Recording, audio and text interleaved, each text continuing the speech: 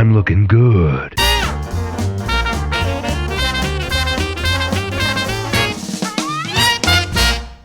Alrighty, ladies and gentlemen, today we're covering another Need for Speed game, but this one is an interesting one to talk about it, because unlike the other entries in the franchise that I've covered, this one focused entirely one aspect, or to be more specific, one car brand, and is none other than the motherfucking Porsche.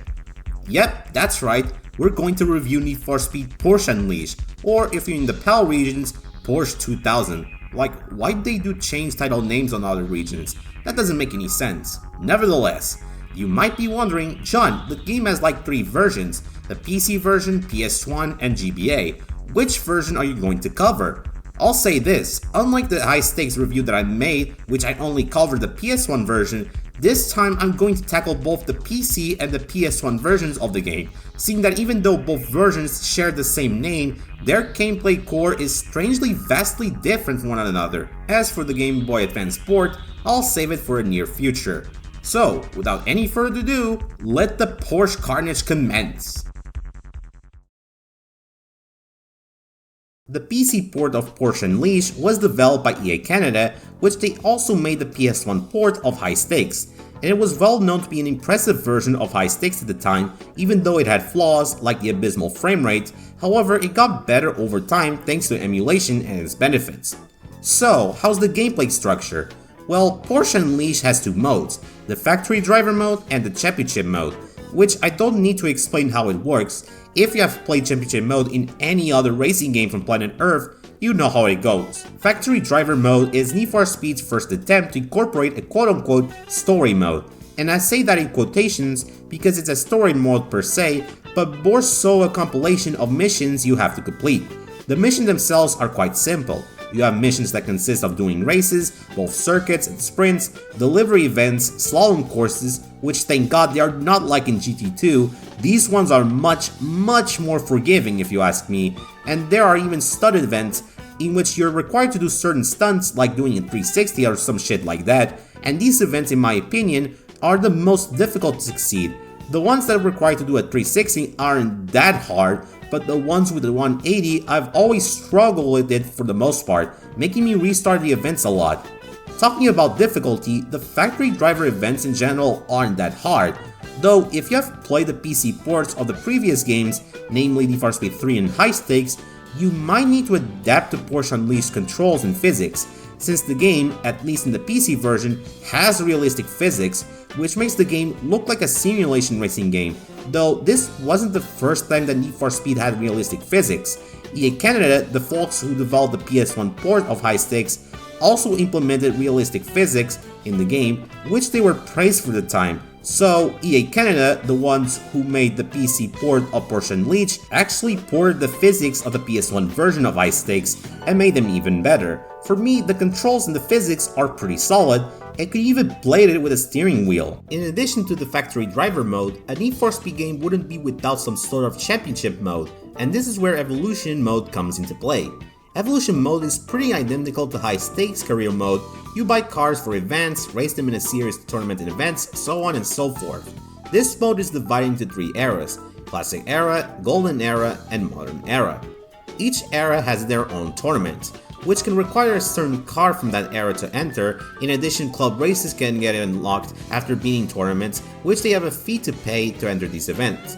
But they grant you tons of cash if you win. And just like in High Stakes, where you start with a shitbox of a car and then you get better cars as you progress through the game, in Porsche Unleashed it's identical. But this time you start with the 356, that as you get more and more cash and you enter in different eras, you can buy better and more modern Porsche cars, which is really cool. Being able to buy Porsche cars that get modern over time is really a sight. It feels like you're playing an historical event of the iconic car brand Porsche. You can also buy used Porsche cars if you're short on cash, but at the cost of being a little bit broken, meaning you have to spend more cash to repair them. Talking of which, you can repair your car, and your car will behave differently when it takes enough damage, like not being able to steer your car properly, not reaching its top speed, you name it. You can either repair the car entirely, or you can repair each part individually. This is useful not just because of helping users who are short on cash, but also makes the element a bit more strategic, repairing which parts got screwed up more during a race, which is actually a very cool addition to the gameplay mechanic. Not to mention that you can also sell older cars, which increase the value as the player progresses through the mode itself. And just like in high stakes, you can also upgrade your car, buying new parts, whether it being new tires, suspension kits, engine and transmission parts. And since this is a simulation game, you can alter many options of your car setup, like steering, ride height, downforce, etc. Pretty decent for simulation enthusiasts, but if you're a casual gamer, you probably don't need to adjust the settings of your car, as the default settings will do the job just fine. To be completely honest, from my experience, you don't need to buy upgrades for your vehicle, at least in the early game of Evolution mode, as long as you do well in races and not driving like a giant dumbass. However, later on, you might consider upgrade some parts of your cars if you want to be the Grand Porsche Master. To be fair, the AI is kind of forgiving in this game, so anyone with enough skill could brute force the game. And then we have the Chronicle mode, which is essentially an interactive menu in which you can see pictures, videos, and even promotional material from the Porsche lineup. Sure, it's nothing to write home about nowadays, but back in its heyday, it was actually pretty interesting to see how these Porsche cars from certain eras were made. Talking of which, Porsche Unleashed offers a lot of fan service when it comes to the car roster. It contains Porsche vehicles from 1948 to 2000. We have classic hitters like the 356 lineups, 550 A Spider, Boxsters, the many incarnations of the 911 lineup, and even some obscure ones like the 911 GT1, Moby Dick, and 944 S2. Granted, the cars lineup is kinda small compared to what Porsche has these days, but back then, this was a Porsche fan's wet dream. Hell, it even makes Porsche Challenge, another racing game based on Porsche, bite the dust when it came to the content. However, it is unfair to compare both titles, seeing that Porsche Challenge was meant to be a decent method to promote their car, the Porsche Boxster, nothing more or less, and Porsche Unleashed was meant to be a historically based racing game. It doesn't end there. At least the PC version, the game features a fully 3D model cockpit view, alongside better models, and it also allowed the player to interact with doors, roofs, trunks, and even engine lids, which was chef kiss if you ask me. As for the track roster, I'm kinda mixed about it. At one hand, there are some of the best well-designed tracks in the classic era of Need for Speed. All the tracks take place in Europe, like Swarzland, Corsica, Autobahn, Côte d'Azur, Auvergne, Alps, Normandie, Pyrenees, and Zone Industrielle. Each track packs a lot of personality and they don't feel the same. There's branching paths, and even some tracks like Alps have some sections that can affect the handling of your car. Not to mention that these tracks are all point-to-point tracks, which these type of courses were only applied in the very first Need for Speed game, and they weren't created again until this game. On the other hand, the circuit-based tracks in Porsche Unleashed sort of leaves a lot to be desired. Like, there's only like 5 tracks, and would you believe me that all of these 5 tracks just take place in one location and is none other than Monte Carlo. Yeah, while I love the atmosphere and the aesthetics of Monte Carlo in Porsche Unleashed, I think they could have at least added more locations for the other 4 remaining tracks instead of being taking place in Monte Carlo, but I digress. By 2000 standards, Porsche Unleashed looked pretty gorgeous on the PC, if you had a decent computer at the time that is. I've already mentioned the car models being pretty faithful to the real life versions of said cars, but the other things like the track design, atmosphere, etc. looked pretty damn good. And while Gran Turismo 2 was the king of car models back in its heyday, the PC version of Porsche Unleashed blew it out of the motherfucking wazoo with its superior car models. Granted, Gran Turismo 2 car models were pretty well detailed, which was a miracle considering these graphics were on a console that was 6 years old, but they didn't have interior stuff, no cockpit view and all of that jazz. And while Gran Turismo 3 arrived 1 year later after Porsche Unleashed, and despite having better car models than Porsche Unleashed, again they lacked the stuff that Porsche Unleashed had, which is kinda crazy come to think of it.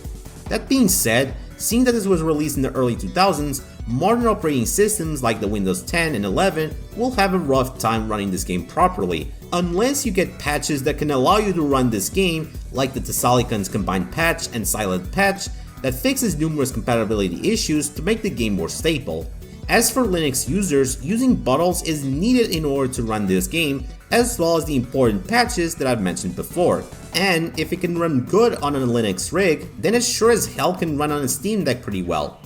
And thanks to modern patches that polish the game to a T, you can also play this game at widescreen resolutions, or if you're a purist, go for that sweet 4:3 aspect ratio resolution. As for the soundtrack, it's pretty damn good. As per usual with these classic Need for Speed titles, the songs were comprised once again by Rom DiPrisco, Saki Kaskas, and Crispin Hands, aka Cypher. And I gotta say, God bless these guys, because man, the music department is a hot pack of peak.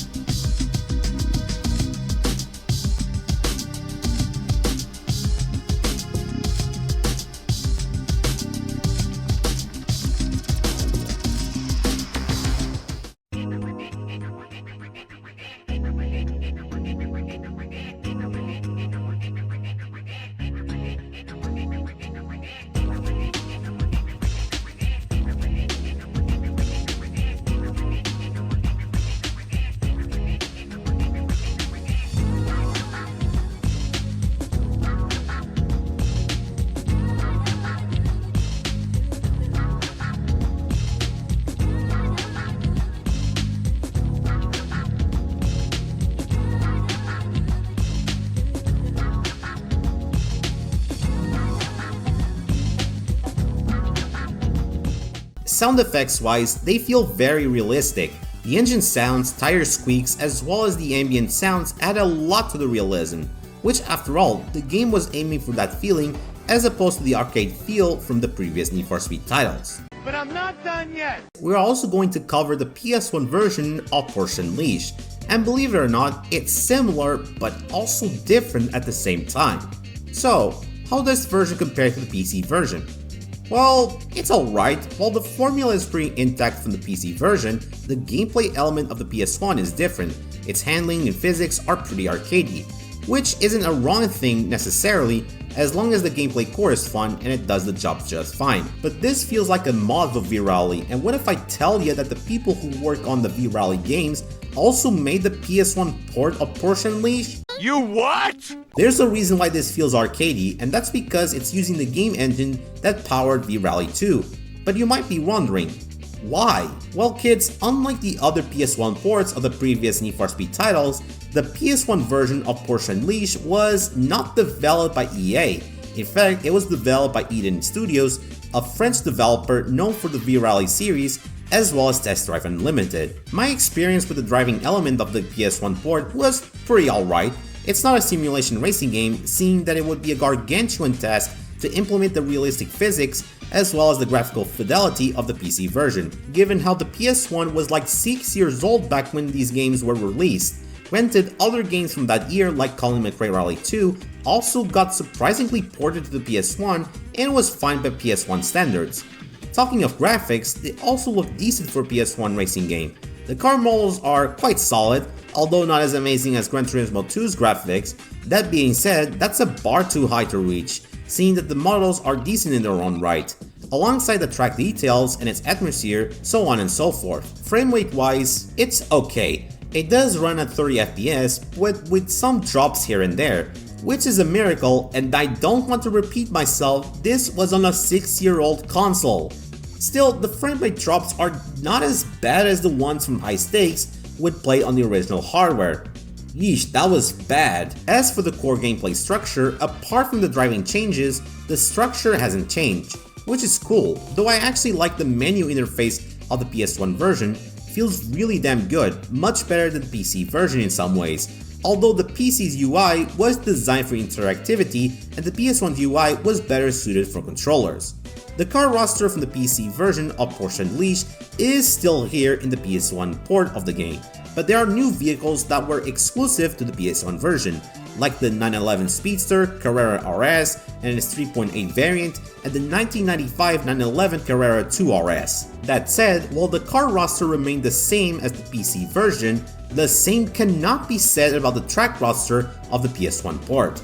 Remember when I mentioned that the PC port lacked more circuit-based tracks? Well, apparently the PS1 port pulled out the Uno reverse card. It had way more circuit tracks. Hell, it has like 20 circuits, with each 4 based on 5 locations: USA, Scotland, Japan, France, and Germany.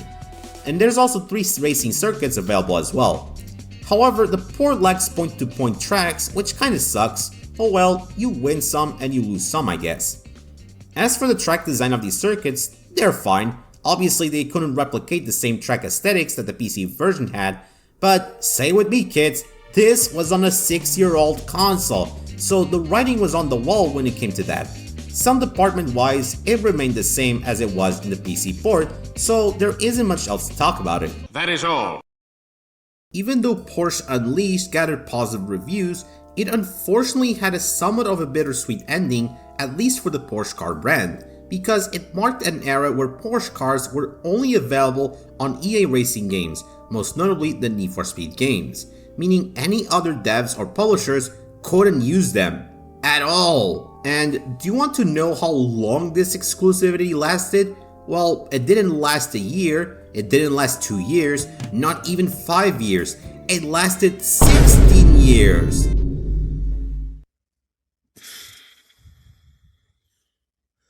This is real. Like, this is actually real.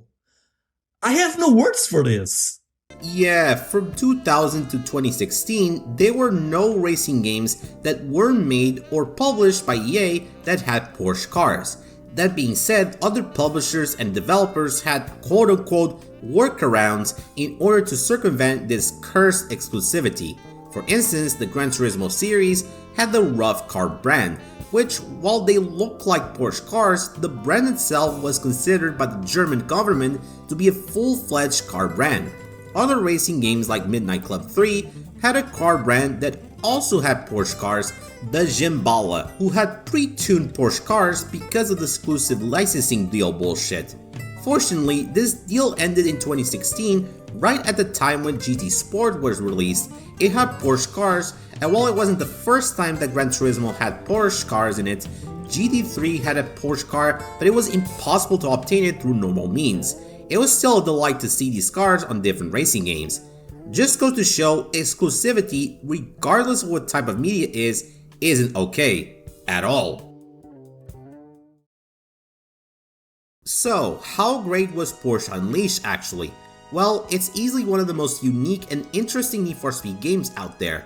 Unlike other games of the franchise, where it focuses on high-speed octane street racing, EA did something different that actually perfectly fitted with Porsche, as well as the theme of the game itself, a historical racing game riding various cars from the 1950s to 2000, which was amazing. Its driving and physics were top-notch for a simulation game, as well as the graphics being pretty good for by 2000 standards, seeing that the PC back then was the king when it came to graphics and gameplay. As for the PS1 version, it's the same thing but also different at the same time. The core content is there, but the graphics and the driving mechanics were vastly different, and despite the PC version being the winner, the PS1 version isn't too shabby on its own right. It's a decent racing game, and for what it is, it's a decent time to waste. It's a shame that EA hasn't made another game of this caliber. Like, can you imagine the potential of a modern historical racing game? That would be nuts. I mean, if they ever make another Need for Speed game, instead of making a street racing game, they should take notes from Porsche Unleashed and make another one. Like, they should make a BMW-based historical racing game, seeing that EA had and still has to this day a lady boner for that car brand, especially with a specific BMW car that we all know. But to be fair, it's not just BMW, but also other car brands like Ferrari, Mercedes, Lamborghini, or even Nissan deserve this type of treatment. I mean, the amount of lore that these car brands have is insane. But alas, even if EA listens somehow or another, it would be more of a monkey's paw effect.